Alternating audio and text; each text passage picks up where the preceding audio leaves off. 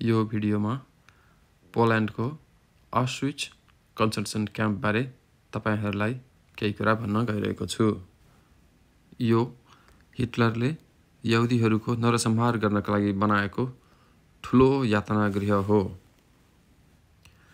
आउनुहोस् आज म तपाईहरुलाई वर्षभरिमा 20 लाख भन्दा बढी मानिसहरूले हेर्ने यस म्युजियमको अवलोकन गराउँछु। गाइड सहितको टुरले यो म्युजियम घुम्नुपर्ने हुनाले अहिले म गाइडको प्रतीक्षा गरिरहेको छु। यो चाहिँ मेरो टिकट हो। यो रिसिभर लगाएर अब म क्याम्पभित्र प्रवेश गरेँ। तपाईहरुले ब्याकग्राउन्डमा सुनिरहनु भएको चाहिँ यस कन्सन्ट्रेसन क्याम्पमा समय बिताएका करिब 1500 जना मान्छेहरूको नाम हो। यो चाहिँ नि पोल्यान्डको आर्मीहरू बस्ने ब्यारेक रहेछ र यसलाई नै जर्मनीहरूले पोल्यान्डका विरोधीहरूलाई कब्जा गर्ने थुन्ने ठाउँको रूपमा प्रयोग गरेका रहेछन्।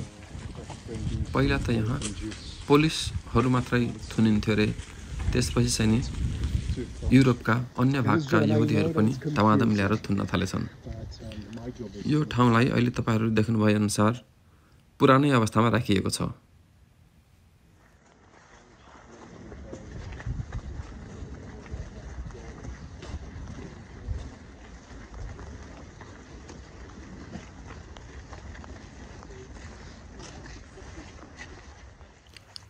यही ढोकाबाट मान्छेहरूलाई भित्र लगिन्थ्यो, जहाँ जर्मनीमा लेखिएको छ कि कर्मले मान्छेलाई मुक्ति दिन्छ।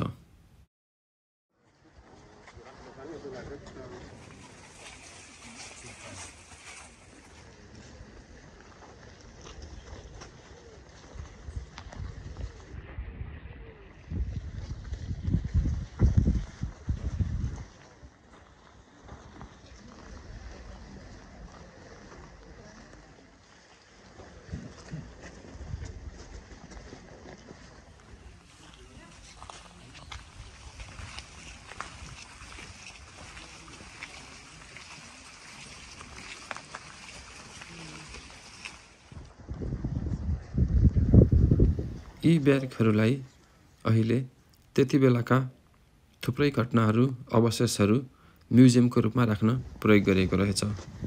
हामीले सबै ब्यारेकहरू त घुमेनौं, किनकि त्यो घुम्नको लागि त दिनभरि नै खर्च हुने रहेछ, तर सेलेक्टेड ठाउँहरू घुमेर त्यहाँ भएका हृदय विदारक सामानहरू घटनाहरू हामीले देख्ने बुझ्ने र सुन्ने मौका पायौं।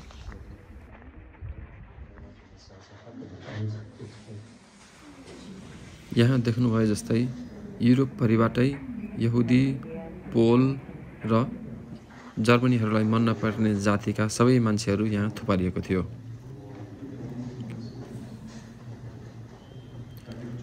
त्यति बेलाको जर्मनी प्रोपोगन्डा चाहिँ जर्मनीको अधोगतिको मुख्य कारण नै यहुदीहरू हुन्, त्यसैले यहुदीहरूलाई विश्वभरिबाटै निर्मूल पार्नुपर्छ भनेर खोजी यहुदीहरूलाई यहाँ ल्याएर मार्ने काम गरिएको थियो।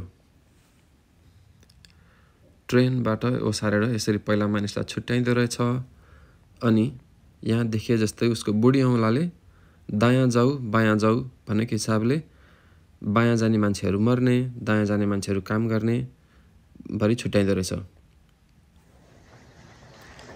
सबभन्दा इफेक्टिभ तरिकाले मान्छे मार्नको लागि यो साइक्लोन बी भन्ने मुसा मार्ने औषधि चाहिँ नि उनीहरूले पत्ता लगाएछन्।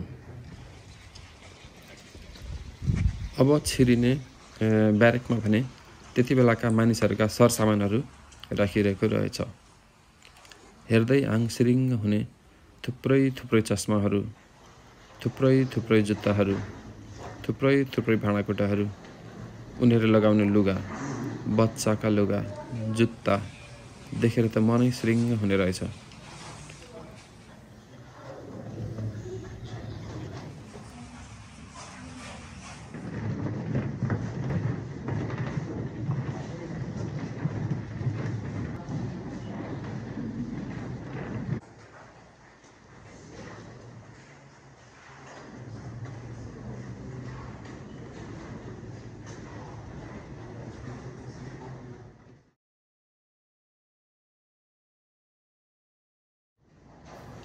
ब्यारेकमा हिटर यो हरियो रहेछ, तर उनीहरूले यो चलाउँदैन रहेछन्। अब देखिने ब्यारेक चाहिँ त्यति बेलाका मान्छेहरू बस्ने खाट ओछ्यानहरू देखिन सकिन्छ। कोही चाहिँ नि गद्दाहरूमा, कसैलाई त घाँसैमा कचाकोच पारेर सुताइने रहेछ। सुरुमा त बन्दीहरूको अभिलेख पनि राखिने रहेछ। फोटो, कहिले आएको, कहिले मारिएको, कुन कारणले बन्दी बनाइएको जस्ता कुराहरू उनीहरूको अभिलेख राखिएको त्यहाँ देख्न पाइन्थ्यो। टोयलेट साह्रै फोहोर हुने रहेछ र दिनको 2 चोटि मात्रै चलाउन पाइने रहेछ।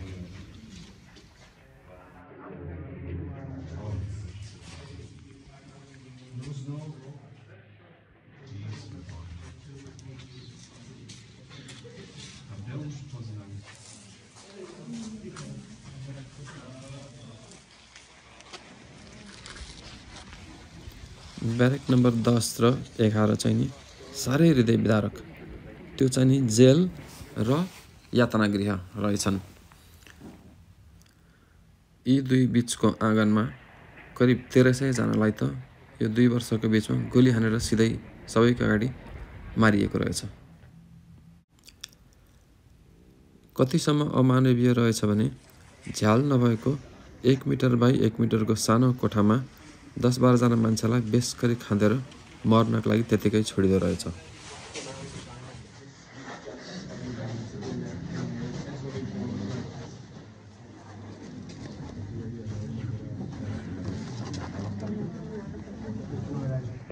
अनुसन्धान पनि के गर्ने भ्याएका।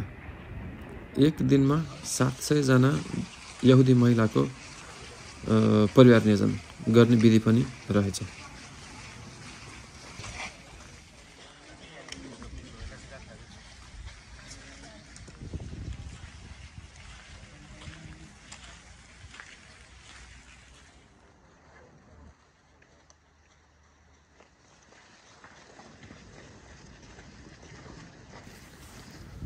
यो चाहिँ बिहान बेलुका रोल कल गरिने ठाउँ। मन नपरेको मान्छेहरूलाई यही कालो फर्मामा झुन्ड्याएर गोली हानेर मारिदो रहेछ। यो चाहिँ घाम पानी जस्तो बेलामा पनि रोल कल गर्न सजिलो होस् भनेर बनाइएको ठाउँ। यताबाट चाहिँ कुख्यात ग्यास च्याम्बरतिर जाँदैछौँ।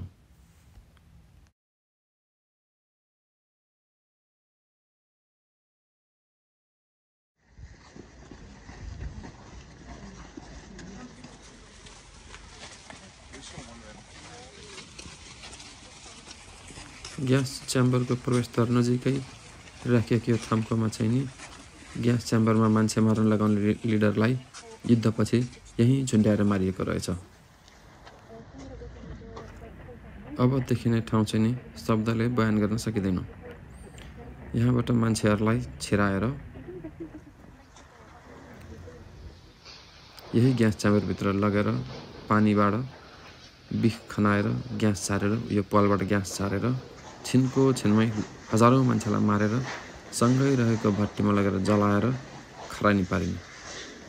यसो गर्दाखेरि उनीहरूले 1-2 वर्षको भित्रमा नि करिब 1 करोडभन्दा बढी मानिसहरू यहीँ जलाएर सकेछन्। यसको नजिकै यस्ता अरू 4 ग्यास च्याम्बरहरू छन् जुन पछिको भिडियोमा देखाउँछु म।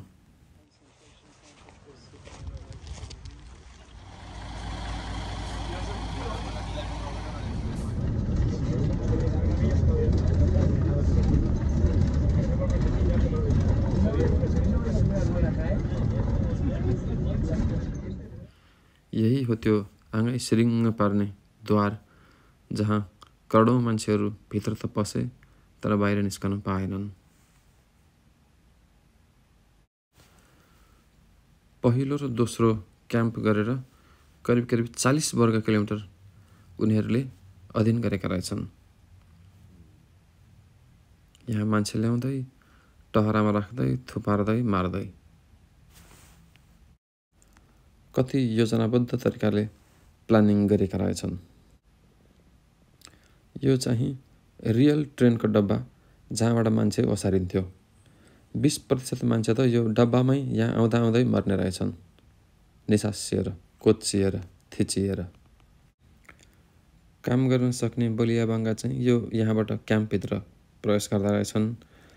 काम गर्न नसक्ने मान्छेहरू चाहिँ यसरी दायाँतिर हिँडेर सिधै बाटो लगिदो रहेछ, जहाँ उनीहरूलाई पछि ग्यास चेम्बरमा मारिदो रहेछ।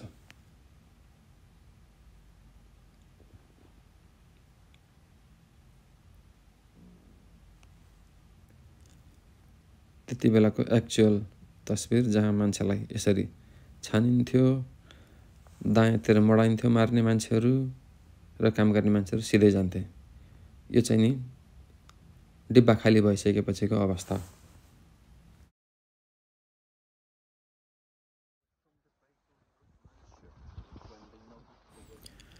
यहाँ भएका 4वटा ग्यास च्याम्बरहरू चाहिँ नि जर्मनहरूले आफू युद्ध हारेको थाहा हुने बित्तिकै 3वटा चाहिँ नि आफैले बम पड्काएर खतम गरेछन्। तर म्युजियमको लागि देखाउनु पर्छ भनेर यो भग्नावशेषलाई चाहिँ नि अहिले पनि राम्रोसँग संरक्षित गरेर राखिएको रहेछ।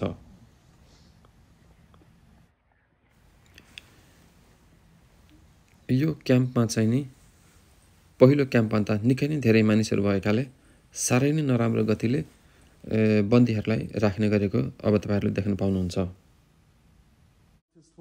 Bunk beds for the prisoners here. They got such a sleeping areas only, and prisoners slept in 3 levels, including the lowest one, bottom floor. यस्तो साँगुरो ठाउँमा 3 तल्ले राखेको छ। एउटा तल्लामा 4 जना, कोचाकोच फ्यान हिटर हुने कुरो त हुँदै भएन। यतिसम्म हुँदो रहेछ कि यहाँ जाडोमा -20 डिग्रीसम्म पुग्ने ठाउँ रहेछ। उनीहरूलाई राम्रो ओढ्नी त हुने कुरै भएन। अनि त कतिपय मानिसहरू त यहाँको अवस्थाले नै मर्दा रहेछन्। यति यातना दिँदो रहेछ कि मान्छेहरू बरु गोली खाएर मर्छु भनेर जर्मनीसँग न्यु खेजेर गोली खाएर चाँडै मर्नु खोज्दा रहेछन्। ल त सबैको आत्माले शान्ति पाओस्।